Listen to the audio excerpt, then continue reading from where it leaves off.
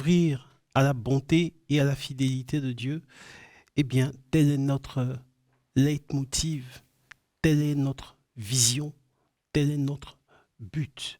Frères et sœurs, chers amis téléspectateurs d'Ecclesia TV, bienvenue. Bienvenue à cette émission Rendez-vous au sommet sur votre chaîne préférée Ecclesia TV. Vous le savez, Ecclesia TV, c'est la chaîne de l'Église catholique en Côte d'Ivoire.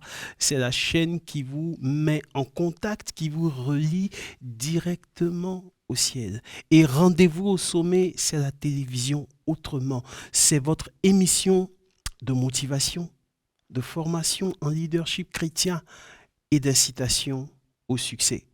Je suis Stéphane-Marie Dulot, votre frère, ami et coach. Et si je suis sur ce plateau, c'est pour vous entretenir sur le thème qui va s'afficher au bas de votre écran, inarrêtable. Inarrêtable. Nous sommes dans la suite de ce thème que nous avions développé la dernière fois. Frères et sœurs, chers amis, nous sommes en place pour que la gloire de Dieu se précipite dans votre vie. Mais avant que nous ne développions ce thème inarrêtable, je vais demander à la réalisation pour que nous puissions bien nous asseoir et prendre des calepins et des blocs-notes. Nous allons partir avec un élément musical et nous allons revenir pour le vif du sujet. Merci Jésus. J'ai commencé ma journée avec un grand sourire. Je veux que toi qui me regardes, tu puisses sourire aussi. Que mon sourire te contamine. Si ton épouse est à côté de toi, dis-lui chérie, que mon sourire te contamine. Si tes enfants sont près de toi ce matin, dis mes enfants, que mon sourire vous contamine. Tu es au travail, que mon sourire te contamine. Que mon sourire contamine ceux qui m'écoutent avec toi en ce moment. Ah, car il y a de la joie dans la présence de Dieu. Il y a de la joie dans la présence de Dieu. La mauvaise humeur n'a pas sa place. Jésus est le Dieu qui donne la vie. Alléluia. Toi qui es au volant de ta voiture, chante ce cantique et réjouis-toi dans la présence du Seigneur. Alléluia. Mon cœur me pousse à dire que tu es le Dieu de la vie. Ah. Mon cœur me pousse à dire que tu es le Dieu de la vie. Que tu es le Dieu de la vie. Que tu es le Dieu de la vie. Que tu es le Dieu de la vie. Que tu es le Dieu de la vie. Oh bien-aimé, la vie que tu as aujourd'hui, tu ne l'as pas achetée. Tu ne peux même pas l'acheter. C'est Jésus qui te donne cette vie ce matin. Alors réjouis-toi. Dis-le avec moi ce matin. Je me réjouis dans la présence de Dieu. Et mon cœur est plein de joie. Car il est le Dieu de ma vie. Il est le Dieu de ta vie ce matin. Alléluia. Hey. Mon cœur me pousse à dire que tu es le Dieu de la vie. Ah. Mon cœur me pousse à dire que tu es le Dieu de la vie. Que tu es le Dieu de la vie. Que tu es le Dieu de la vie. Ah. Que tu es le Dieu de la vie. Ah. Que tu es le Dieu de la vie. Dis-le plus haut mon cœur. Mon cœur me pousse à dire que tu es le Dieu de la vie. Ah. Mon cœur me pousse à dire que tu es le Dieu de la vie. Que tu es le Dieu de la vie. Que tu es le Dieu de la vie. Alléluia. Que tu es le Dieu de la vie. Ah. Que tu es le Dieu de la vie. Alléluia. Bien-aimé, c'est vrai parce que quand tu t'endors, sa main est posée sur toi. À ton réveil encore, la main de Jésus est sur toi. Ah, sa droite te saisit et elle te conduit là où tu veux aller ce matin. La droite de l'Éternel te saisit et elle te conduit là où tu veux être ce matin. C'est Jésus seul qui peut faire ça. Et c'est lui qui fait ça. C'est pourquoi mon âme se réjouit chaque fois que je lève la bouche. Chaque fois que je lève la voix pour le célébrer. Oh Jésus, ce matin, ouvre ma bouche. Et mes lèvres publieront ta louange. Alléluia. Je comprends pourquoi David a dit tu es éternel. Je comprends pourquoi Jonas a dit que tu es éternel. Oh Seigneur Jésus, mon âme se réjouit ce matin. Je vais encore chanter que mon cœur me pousse à dire que tu es le Dieu de la vie. Ah, mon cœur me pousse à dire que tu es le Dieu de la vie, que tu es le Dieu de la vie, que tu es le Dieu de la vie, que tu es le Dieu de la vie, que tu es le Dieu de la vie. Oh, dis mon âme me pousse à dire que tu es le Dieu de la vie. Hey, alléluia. Mon âme me pousse à dire que tu es le Dieu de la vie, que tu es le Dieu de ma vie, que tu es le Dieu de ma vie, que tu es le Dieu de ma vie, que tu es le Dieu de ma vie. Oh Seigneur, cette vie, je ne pourrais même l'acheter pour tout l'or du monde. Cette vie que tu me donnes, je ne pourrais même l'acheter pour tous les diamants du monde. Éternel, tu me la donnes gratuitement.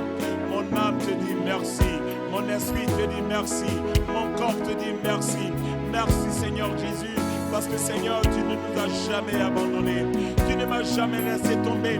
Même dans les moments difficiles, quand je crois que je suis seul qui est là présent au milieu de vous. Oh Seigneur, mon âme te bénit.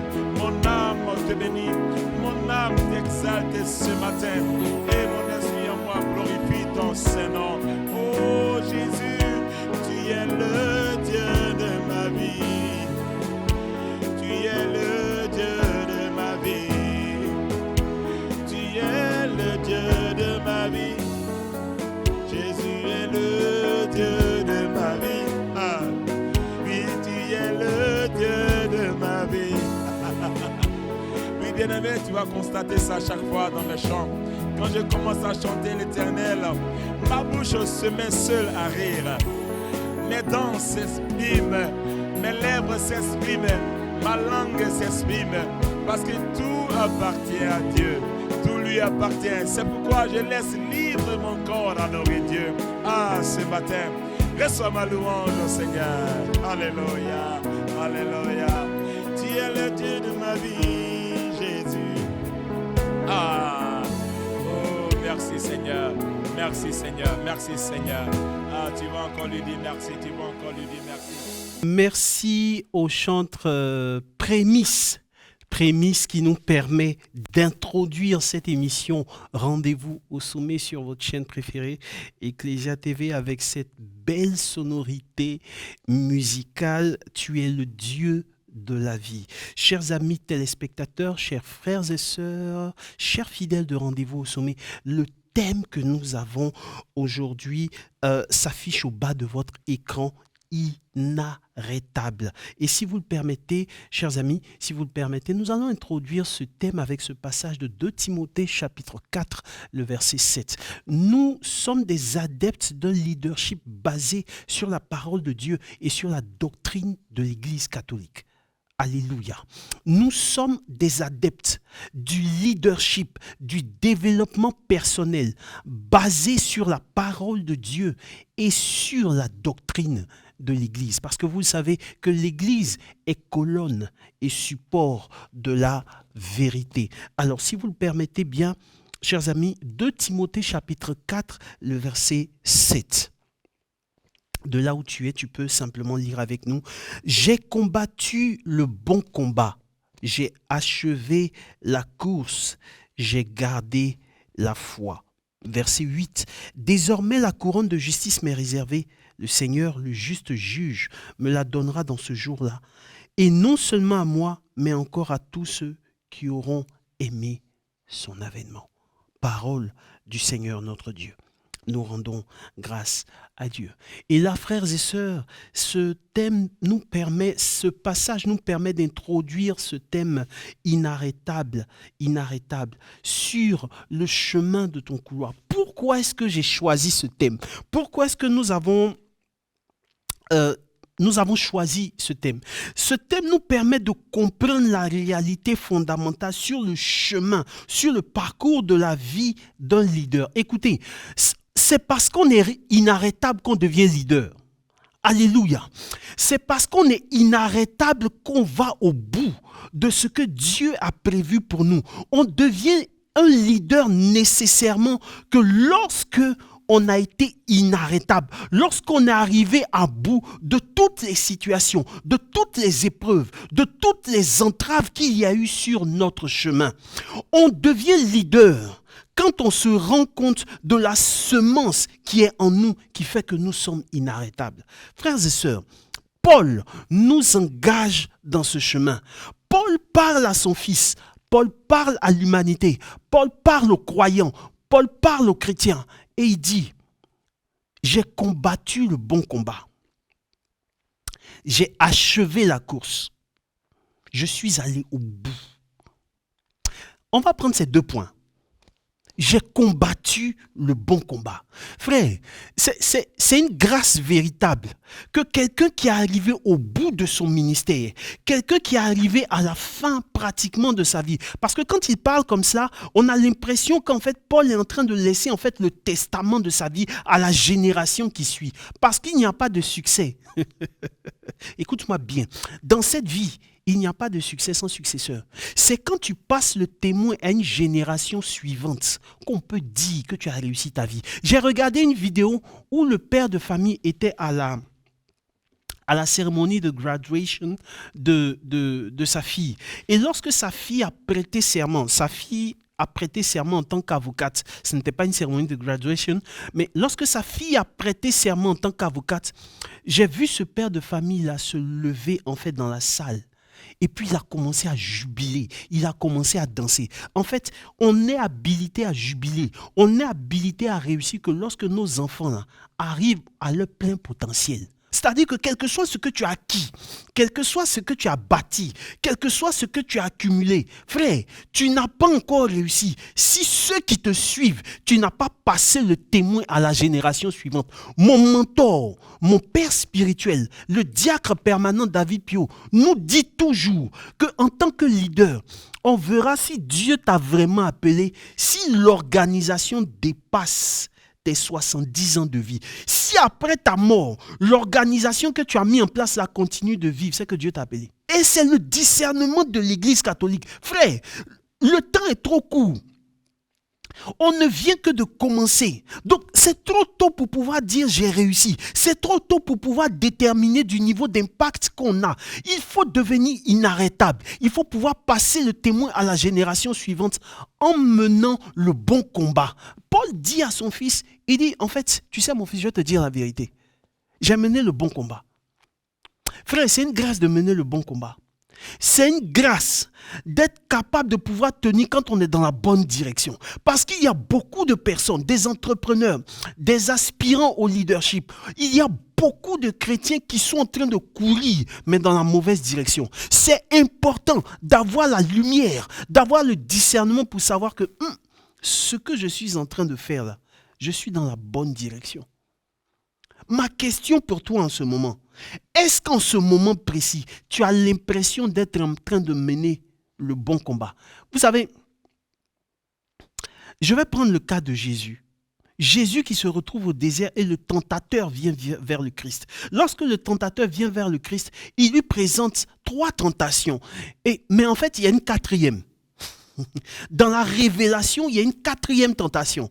La 4e tentation, en fait, elle n'est que la première des tentations. Le tentateur vient vers le Christ qui a jeûné pendant 40 jours et il lui dit, si vraiment tu es le Fils de Dieu, transforme ces pierres que je vois là en pain. Et là, le Christ lui dira, l'homme ne mangera pas, il est écrit, il est écrit que l'homme ne vivra pas seulement de pain, mais de toute parole qui sort de la bouche de Dieu. En fait, la première tentation, ce n'était pas la tentation de la faim. La première tentation, c'était la tentation de la remise en cause de son identité. En fait, le tentateur voulait emmener le Christ dans un faux combat. Le faux combat de vouloir prouver à tout prix. Le faux combat de vouloir prouver à qui veut l'entendre qu'il est. Frère, quand tu es, tu n'as pas besoin de prouver. Ça se démontre, ça se sait, ça se voit à travers les fruits. Au contraire, c'est quand on n'est pas qu'on veut prouver qu'on est. Je reprends. Quand tu es déjà, tu n'as pas besoin de prouver. Puisque ça se manifeste à travers les fruits. Remarquez très bien, les personnes qui sont à un certain niveau d'aisance sociale, les personnes qui sont à l'aise avec leur richesse, n'ont pas besoin de faire de l'esbrouf, n'ont pas besoin de montrer qu'elles sont à un certain niveau d'aisance sociale. Mais quand tu vois la personne marcher, tu sens de l'assurance, tu sens un certain confort, tu sens que le monsieur ou la femme qui marche là, il y a quelque chose derrière. Et puis à côté, vous avez des gens qui ont à tout prix, qui veulent montrer à qui veut l'entendre, que eux là, ils s'en sortent dans la vie, que eux là, ils ont des espèces sonnantes et trébuchantes, que eux, ce sont des gens qui ont réussi dans la vie. Frère, quand tu vois quelqu'un qui a envie de prouver, c'est qu'il n'a pas encore fini de prouver. Donc, le Christ voit cette tentation, il voit ce faux combat là, et il dit, je ne rentrerai pas dans ce faux combat. Il reste focalisé sur sa mission, parce que sa mission était sur le point de démarrer. Donc, ce n'était pas le moment de vouloir entrer dans des faux combats. Tu sais, tu n'as même pas encore démarré ton business. Tu n'as même pas encore atteint un certain niveau d'impact. Mais tu as envie de prouver certaines choses comme des gens qui ont 20 ans d'expérience dans le couloir dans lequel tu exerces. Écoute-moi, tu es en train de mener un faux combat. Je reprends et je dis, c'est une véritable grâce d'être dans le bon combat. C'est une véritable grâce d'être dans le couloir de son appel. C'est une véritable grâce de contourner les tentations et les pièges que l'ennemi met sur notre route. Moi, Stéphane Marie Djoulou, je ne peux pas arriver à un certain niveau où je veux à tout prix prouver, à tout prix montrer que je suis arrivé. À partir du moment où je passe sur Ecclesia TV, donc je suis arrivé. Non. Frère, Dieu ne nous a pas appelés pour ça. Et en tant qu'entrepreneur, en tant que leader, en tant que personne qui veut aspirer à un certain niveau d'impact, à un certain niveau de réussite, on doit pouvoir quitter ces faux combats-là et conserver notre énergie pour les réels combats qui sont en face de nous. Que Dieu te fasse la grâce de mener le bon combat au nom de Jésus de Nazareth. Que Dieu te fasse la grâce de mener le bon combat de la foi au nom de Jésus de Nazareth. Dans le couloir dans lequel tu es, que Dieu te fasse la grâce. Et je veux que tu me dises Amen. Que Dieu te fasse cette grâce-là de pouvoir mener le bon combat. Deuxième des choses, Paul dit, j'ai achevé la course. Combien d'hommes peuvent dire ça? Vous savez, arriver à un certain niveau d'impact. Regardez les églises les communautés que Paul a eu à fonder dans le Moyen-Orient. Regardez l'excellence en fait des textes que Paul a laissé à l'humanité, que Paul a laissé à la communauté des croyants. Aujourd'hui, il n'y a pas une messe qui se passe, qu'on dit sans qu'on ne puisse lire les écrits de Paul. Regardez le niveau d'excellence, regardez le niveau de lumière qu'il a eu à apporter à certaines vérités dans la transmission de la foi. Paul a été un bâtisseur, Paul a été un travailleur, Paul a eu un impact sans précédent dans l'évangélisation de la première communauté ou des premiers moments. Et arrivé à un certain niveau, Paul regarde derrière lui, il regarde la génération des Timothée, il regarde la génération de ceux qui viennent, et puis il dit, j'ai achevé la course. En d'autres termes, je suis allé au bout de ce que Dieu a voulu que je fasse. Frère, pour arriver à dire ça, c'est que tu as fait certaines choses. Pour arriver à dire ce que Dieu a voulu que je fasse sur la terre, là, j'ai fini de faire. Je ne connais pas beaucoup de personnes qui sont capables de dire ça. Regarde ta propre vie. Est-ce que tu es capable, comme Paul, de dire en 2 Timothée chapitre 4, le verset 7, j'ai fini le combat. J'ai fini la course. Pour être capable de dire ça, c'est qu'il y a les preuves. Il y a un testament d'endurance. Il y a un testament de résistance face aux épreuves. C'est-à-dire que tu as transcendé tout ce que la vie et tout ce que le monde des ténèbres a pu mettre sur ta route pour pouvoir freiner ta destinée. Parce que, écoute-moi, s'il y a une entité qui n'a vraiment pas, qui se sent en danger par rapport à toi, c'est effectivement le monde des ténèbres. Si tu rises, si tu brilles, si tu te lèves, si tu es au zénith de tes compétences, si tu es au zénith de ton potentiel, si tu es au zénith, si tu es au maximum de tes capacités, écoute-moi, tu seras une lumière qui brille dans les ténèbres. Or, Jésus a dit que votre lumière brille dans les ténèbres, afin qu'en voyant vos bonnes œuvres, il puisse rendre gloire à notre Père qui est dans les cieux. Les gens rendront gloire à Dieu s'ils voient nos bonnes œuvres. Les gens rendront gloire à Dieu s'ils voient les fruits de notre ministère. C'est pourquoi moi, personnellement, je peux te choquer. Je peux te choquer. Moi, personnellement, montrer sa catholicité, montrer son aspect catholique en accrochant des chapelets à sa voiture, pour moi, personnellement, c'est pas ça qui montre que tu es catholique. Parce que tu peux accrocher un chapelet sur le rétroviseur de ta voiture et puis avoir une couleur noire. Dis-moi amen. Comme tu peux ne pas accrocher quelque chose sur ton rétroviseur et puis avoir une vision, aimer sincèrement les gens, se déployer au maximum de ses capacités, regarder l'autre comme étant un visage de Dieu sur terre et puis être une solution pour l'humanité. Ce monde cherche des solutions. Ce monde n'est pas en train de chercher des gens qui ne font que crier, mais qui n'apportent pas de réel impact dans la vie des gens. Que votre lumière brille dans les ténèbres, afin qu'en voyant vos bonnes œuvres, les gens puissent rendre gloire à Dieu, à votre Père qui est dans les cieux. Frères et sœurs, nous devons être inarrêtables. Nous devons être inarrêtables en menant le bon combat. Nous devons être inarrêtables en nous assurant que nous avons fini la course, que nous avons achevé la course. Écoute-moi très bien. Et là, je suis très grave quand je le dis. Un père de famille qui n'achève pas la course va transmettre des batailles inutiles à ses enfants. Je reprends ce que je dis. Peut-être que tu ne m'as pas bien compris. Et je veux que tu sois très attentif à ce que je suis en train de dire maintenant.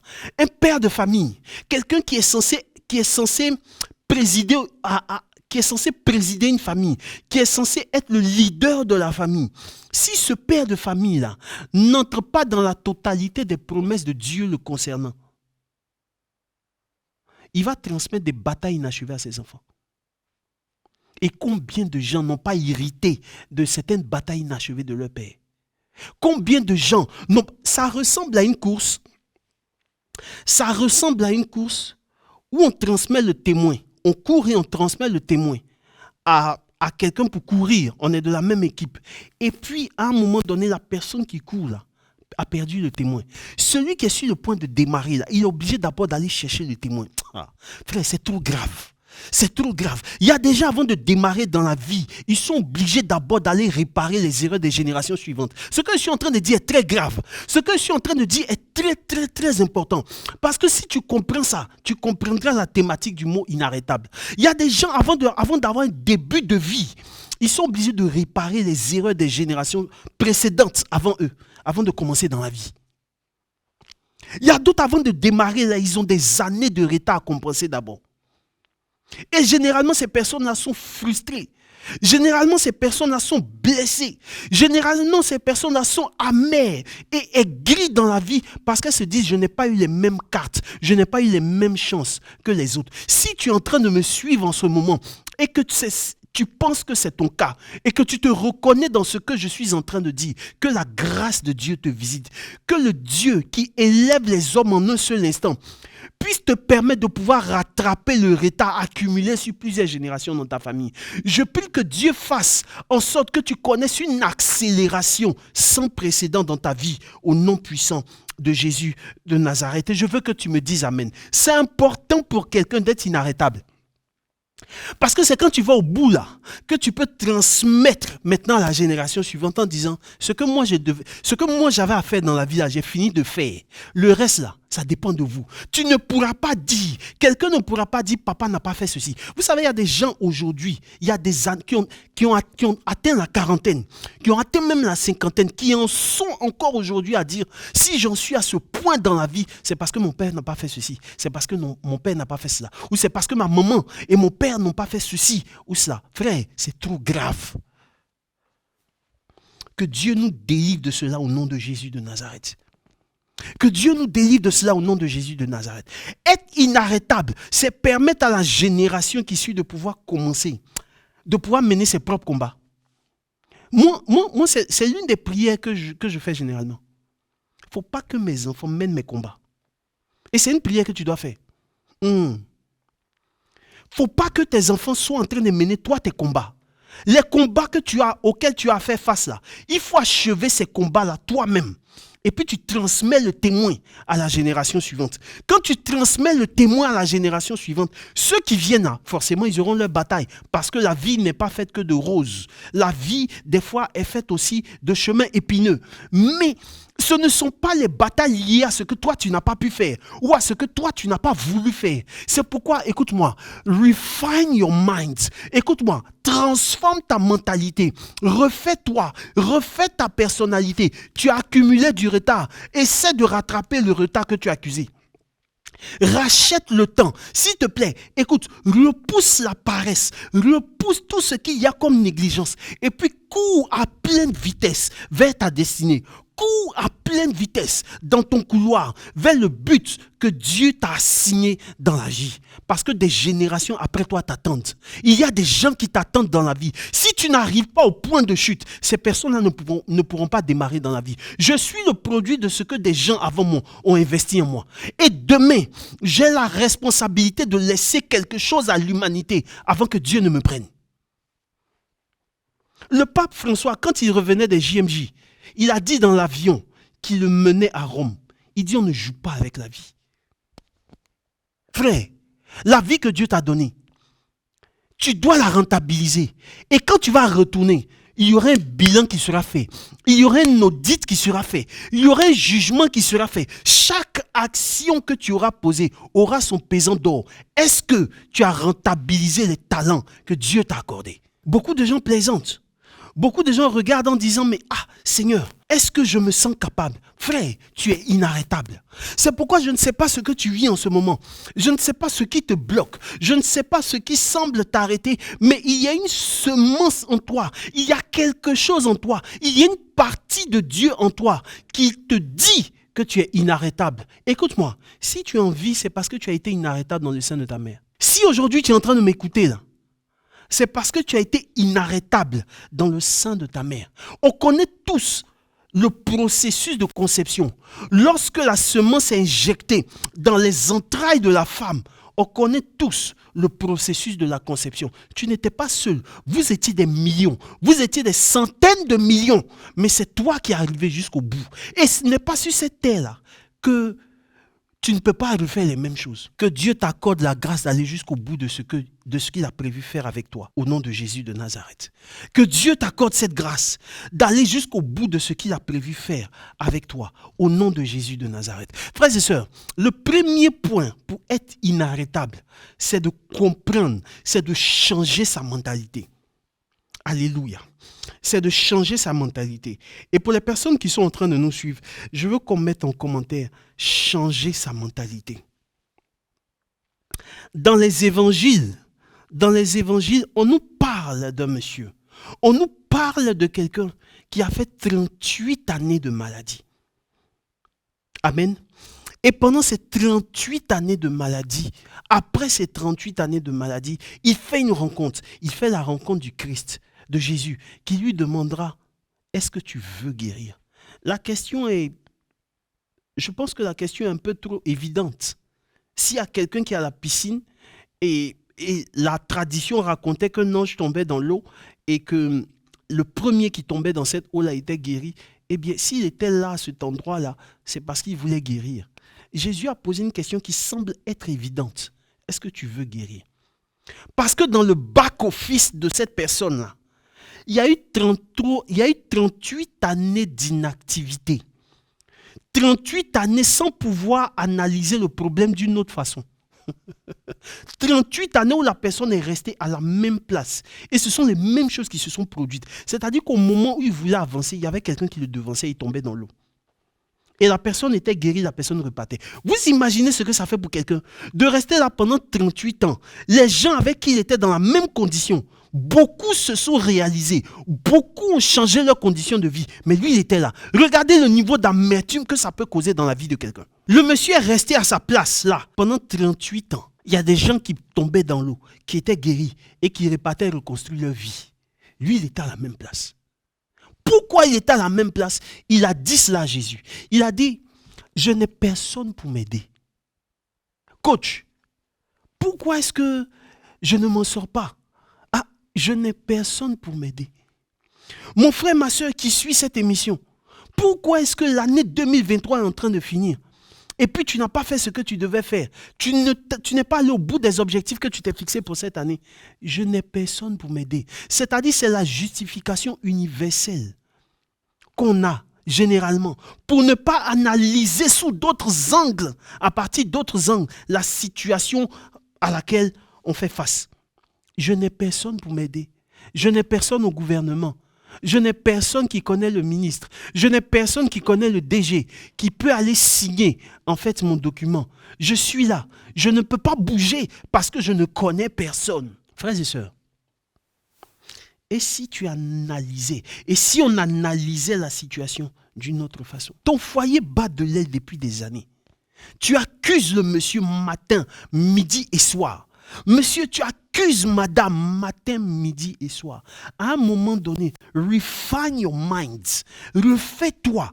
Et puis demande-toi, mais quelle est ma part de responsabilité dans ce qui est en train de se passer? Vous savez, beaucoup de gens sont incapables de remise en cause. Beaucoup de gens sont incapables de pouvoir se remettre elles-mêmes en cause en disant, si j'en suis à ce point-là, c'est parce que j'ai mal analysé la situation qui était là. Si j'en suis à ce point, c'est parce que je n'ai pas été très correct et très loyal. Il y a des personnes aujourd'hui, leur souffrance là, c'est parce qu'elles n'ont pas été loyales envers des personnes qui auraient pu les aider maintenant. Tu sais, il y a des gens aujourd'hui que tu ne peux pas approcher. Des gens qui... faut partager le direct. Des gens qui t'avaient fait confiance. Des gens qui t'avaient accordé... Vous savez, la confiance, là, la crédibilité, c'est quelque chose qui coûte... C'est la chose la plus chère dans ce monde. La crédibilité. Toi-même, tu ne fais rien sans confiance. La bouteille d'eau que tu bois, là, quelle que soit la marque, c'est parce que tu as confiance en cette marque-là que tu bois cette bouteille d'eau. Le vêtement que tu as porté, que tu allais acheter dans le magasin, c'est parce que tu as confiance dans ce magasin que tu as allé là-bas pour acheter quelque chose. Le billet d'avion que tu prends pour aller, je ne sais pas, à Singapour ou à Dubaï, c'est parce que tu as confiance en cette compagnie aérienne que tu as acheté le billet d'avion. L'école où tes enfants fréquentent, là, c'est parce que tu as confiance en cette école-là que tu allais mettre ton enfant. Sinon, qui va mettre son enfant dans une école en laquelle il n'a pas confiance? Il n'y a rien qui se fait sans confiance dans cette vie. Toi-même, tu ne fais rien sans confiance. Et quand quelqu'un t'accorde sa confiance, il t'a accordé quelque chose qu'on ne peut pas acheter avec l'argent. Et assieds-toi bien, je vais te parler. Quand quelqu'un t'accorde sa confiance, la personne t'a accordé quelque chose qu'on ne peut pas quantifier, qu'on ne peut pas monnayer en termes de billets de banque, qu'on ne peut pas monnayer en termes d'espèces sonnantes et trébuchantes. Frère, il ne faut pas trahir cette confiance. Il y a trop de personnes aujourd'hui qui ont manqué de loyauté, qui ont manqué d'honneur dans la confiance que des personnes ont eu à mettre en elles. Et ces personnes-là, aujourd'hui, c'est-à-dire que tu as banalisé la personne. Aujourd'hui, la personne est devenue ministre. Tu ne peux plus aller frapper à son bureau parce que toi-même, tu sais que Dieu nous accorde sa grâce. Et je veux que tu me dises amen. Que Dieu nous accorde sa grâce au nom de Jésus. Il y a des gens aujourd'hui qu'on ne peut pas approcher. Simplement parce que quand ces personnes ont commencé, on n'a pas cru en elles. Et puis, tu sais, tu peux ne pas croire en quelqu'un. Mais il y a vous savez, le dédain qui accompagne le fait de ne pas croire en la personne, c'est ça qui fait que des fois, ça nous ferme des portes. Vous savez, frères et sœurs, si on n'apprend pas à dealer avec la vie, on sera des chrétiens qui plient. On sera des chrétiens qui invoquent, qui sont en train de faire toutes sortes de choses, comme les prêtres de Baal, face à Élie. Ils vont se scarifier, ils vont faire toutes sortes de choses, mais il n'y aura pas de résultat. Parce que l'un des principes fondateurs dans le leadership, c'est l'honneur. Pour aller au bout, pour être inarrêtable, c'est que sur le chemin de ta vie, tu vas rencontrer des gens qui ne ressemblent pas à leur destinée. Tu vas rencontrer des personnes qui ne ressemblent pas à ce qu'ils doivent devenir demain. Comment tu les prends? Comment tu parles avec ces personnes-là? J'ai rencontré un monsieur dans un vol. Généralement, je dis cela dans mes conférences. Je pense que ça devait être en 2017-2018. J'ai rencontré un monsieur, je quittais Paris et je venais en Côte d'Ivoire. J'étais à la communauté des enfants de Padre Pio, avec l'abbé Étienne que je salue au passage, qui est à Korogo, dans le diocèse de Korogo, qui fait un travail formidable. Et tous les membres aussi de la communauté. Donc, je revenais de Paris, j'étais avec le chantre Guy Chris Israël, je revenais de Paris et on a fait une escale à Bruxelles. Arrivé à Bruxelles, on devait faire un transit et nous étions dans le rang pour pouvoir embarquer, faire les formalités, embarquer et tout ça. Et donc, quand on embarque, je cherche le numéro de mon siège et je m'assieds. Pendant que je suis en train de ranger les bagages, il y a un monsieur qui est assis à côté de moi, mon voisin proche. J'avais un livre à la main et le monsieur me demande, est-ce que vous êtes prêtre? Je lui dis non, je ne suis pas prêtre. Il me dit, est-ce que vous êtes séminariste? Je dis non, non plus, je ne suis pas séminariste. Il dit, vous n'êtes pas religieux? Je dis non. Il dit, mais qu'est-ce que vous faites avec le livre? Le livre était intitulé Jésus-Christ de Nazareth du pape Benoît XVI. Et je lui réponds gentiment. Je rappelle que le monsieur ne m'a pas salué. Le monsieur ne m'a pas salué, puis il a commencé à me questionner. C'est-à-dire que c'était devenu un interrogatoire. Pendant que moi, j'étais occupé en fait à placer mes bagages dans l'avion. Mais j'ai pris la peine de répondre au monsieur en lui disant non, c'est un cadeau qu'on m'a offert, qu'un séminariste m'a offert. Et je compte le lire pendant le temps de vol. Parce que généralement, dans les avions, ce que je fais, je cherche à rentabiliser. Donc, soit je lis un livre, soit je pense à mes projets. Mais ce que je ne fais surtout pas, c'est de m'asseoir, regarder la télévision, regarder des films en attendant de... Voilà. Non, je cherche à rentabiliser, à penser à quelque chose qui me permet quand même de me projeter dans l'avenir. Donc, je me suis dit que pendant le temps de vol, j'allais rentabiliser en lisant ce livre. Et le monsieur me dit, ah oui, il est vraiment théologique ce livre-là, je l'ai lu et tout, et tout, et tout, et tout. Et puis, on a commencé à parler. On a commencé à parler. Et pendant que nous étions en train de manger, le monsieur enlève sa carte. Oui, Sagossou.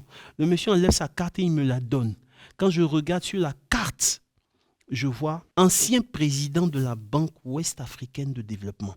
Alors, la question que je veux te poser, si au départ, sans connaître le monsieur, sans qu'il ne m'ait donné sa carte de visite, je lui avais manqué de respect, ou du moins je lui avais parlé bizarrement, comment moi-même j'allais me retrouver ou me sentir quand on allait se retrouver quelque part? Vous savez, le seul problème de certaines personnes, c'est qu'ils ne savent pas parler aux gens. Tu veux être inarrêtable, il faut apprendre à être courtois envers les gens. Il faut apprendre à t'ouvrir. Il faut apprendre à ne pas regarder les gens en fonction de ce qu'ils peuvent te donner. C'est un investissement que tu fais dans la vie des gens. Et quand tu fais cet investissement, il y a des gens qui peuvent te donner un secret qui va changer ton business. Il y a des gens qui peuvent te dire quelque chose qui va changer la configuration soit de ta carrière professionnelle ou de tes activités. Mais tu veux passer à un autre niveau et être inarrêtable. Il y a des gens qui sont à l'étape de l'honneur. Ces personnes-là ne savent pas donner de l'honneur tant qu'elles n'ont pas reçu quelque chose en retour qu'on appelle l'argent. Si tu continues comme ça, la vie va t'enseigner encore et encore si tu continues comme ça. Parce qu'il y a des moments là dans la vie où c'est l'honneur qu'on donne. Tu ne sais pas, mais tu respectes les gens pour ce qu'ils sont. Et à un moment donné, quand tu grandis les gens, quand les gens ont le sentiment d'être honorés à côté de toi, ils t'ouvrent le trésor de leur vie. Il y a des choses que les gens vont te dire. Il y a des secrets que les gens vont te dire. Ça peut changer ta vie à jamais. Noémie n'avait pas d'argent. Mais lorsque Ruth, elle a regardé la loyauté, il y a des bénédictions qu'on obtient dans la vie là, à cause de la loyauté. Il y a des postes en entreprise qu'on occupe dans cette vie-là parce qu'on a été loyal. Si tu peux être bardé de diplômes, si tu manques de la loyauté, certaines portes vont rester fermées comme ça. Je peux prier pour toi. Je peux t'imposer toutes les mains que tu veux. Mais si tu n'as pas cette capacité à pouvoir donner de l'honneur, à pouvoir être loyal et fidèle aux gens, écoute-moi, il y a certaines portes qui risqueront d'être fermées. Il y a des postes qu'on occupe dans cette vie-là parce qu'on a été loyal. Et je connais des personnes qui occupent des bureaux aujourd'hui, que ce soit à l'international ou au niveau national, simplement parce que ces personnes-là ont été loyales. Pourquoi est-ce que des gens doivent te maintenir à côté d'eux si tu n'as pas été fidèle et loyal? Si toi-même qui es en train de me suivre là, tu ne fais rien sans confiance, pourquoi est-ce que les gens vont te regarder simplement parce que tu viens d'arriver, parce que tu as un bout de papier qu'on appelle diplôme, et puis vont te donner tous les postes que tu souhaites, avec tous les avantages liés à ce poste? Tu rêves.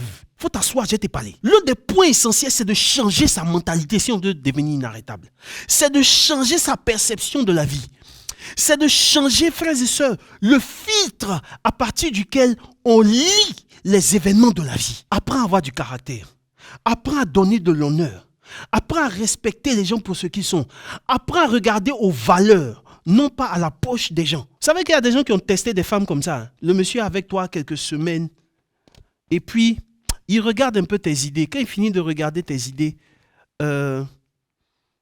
peut-être vous êtes ensemble et puis à un moment donné, il fait semblant d'oublier de l'argent dans des environnements. Et puis vous allez voir ces femmes-là, généralement, qui ont des besoins, mais qui ne demandent pas et qui prennent l'argent. Je ne parle pas de toi, ma soeur. Je parle de quelqu'un. Moi, je connais des gens comme ça, qui ont testé des femmes sur la question de l'argent comme ça. Ou même le monsieur t'envoie, il te dit, va faire des achats. Tu ne ramènes pas la monnaie.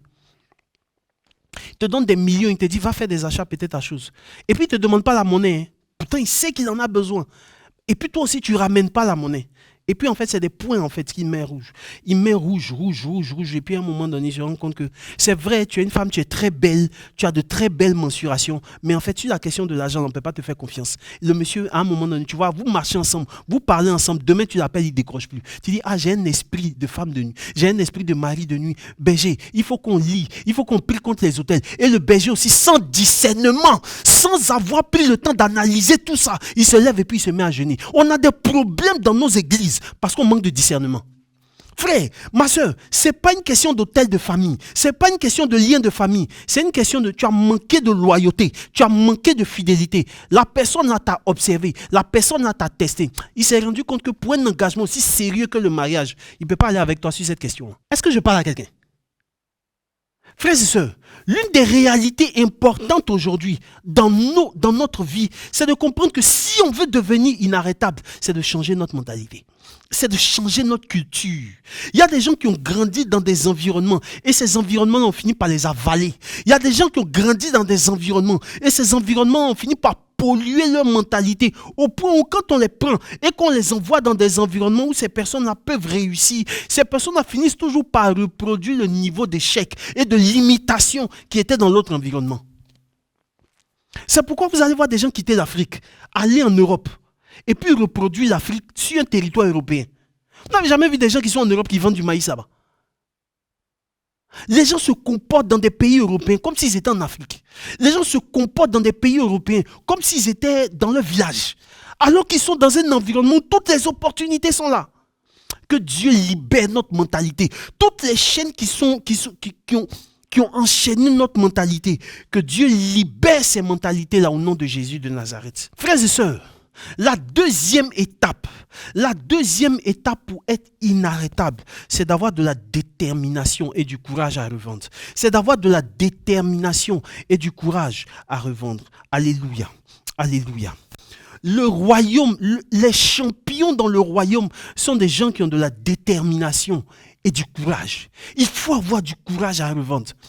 Pour affronter les géants, pour déplacer les montagnes, il faut être courageux. Il ne faut pas être un faiblard. Il ne faut pas être quelqu'un qui se décourage chaque 5 minutes. Eh frère Stéphane-Marie Dulot, la vie est dure.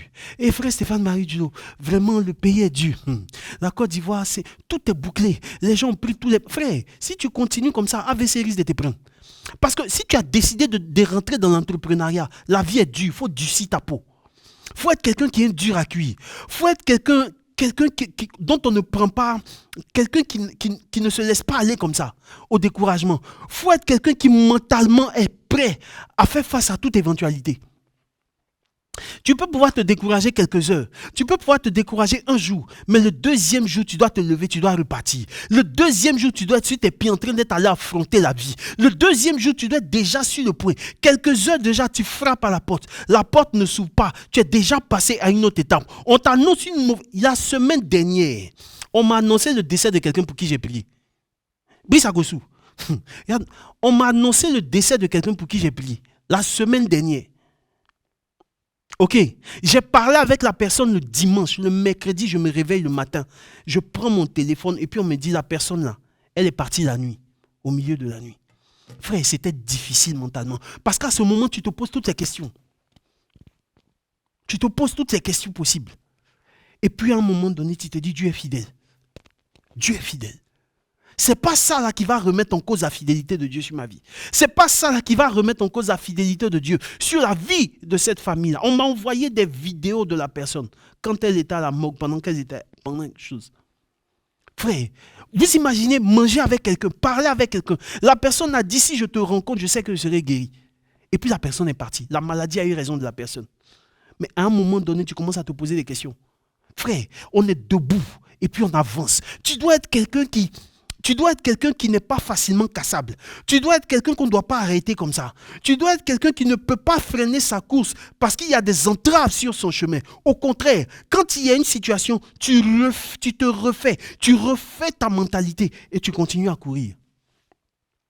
Que Dieu t'accorde cette grâce au nom puissant de Jésus de Nazareth. Je ne connais pas ton couloir, je ne connais pas ton secteur, je ne sais pas dans quel secteur tu opères. Mais écoute-moi, si tu décides d'avoir du courage à revendre, il faut avoir du courage, il faut avoir de la détermination. Cette femme dans les évangiles qui perdait du sang depuis 12 ans, elle a eu à dire, si seulement je suis capable de toucher la frange de son vêtement, je sais que je serai guéri. L'une des réalités fondamentales aujourd'hui, c'est de comprendre que sa culture religieuse lui interdisait de sortir pendant qu'elle coulait du sang. Écoute-moi, si tu ne vas pas à la périphérie de ta culture, si tu ne vas pas à la périphérie de ce que la plupart des gens ont l'habitude de dire, ici, là, ça ne fonctionne pas. Il y a un milliardaire ghanéen, j'aime trop son exemple.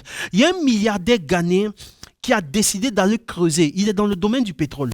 Et il a décidé d'aller creuser, en fait, là où une grande entreprise européenne pétrolière avait été établie depuis longtemps. Et vous savez, les grandes entreprises, elles dépensent énormément de l'argent dans la recherche, en fait, de sites pétroliers. Et donc, cette entreprise-là est partie. Et quand elle est partie, elle a fait un rapport pour dire qu'à cet endroit-là, il n'y a pas de pétrole. Ce n'est pas la peine.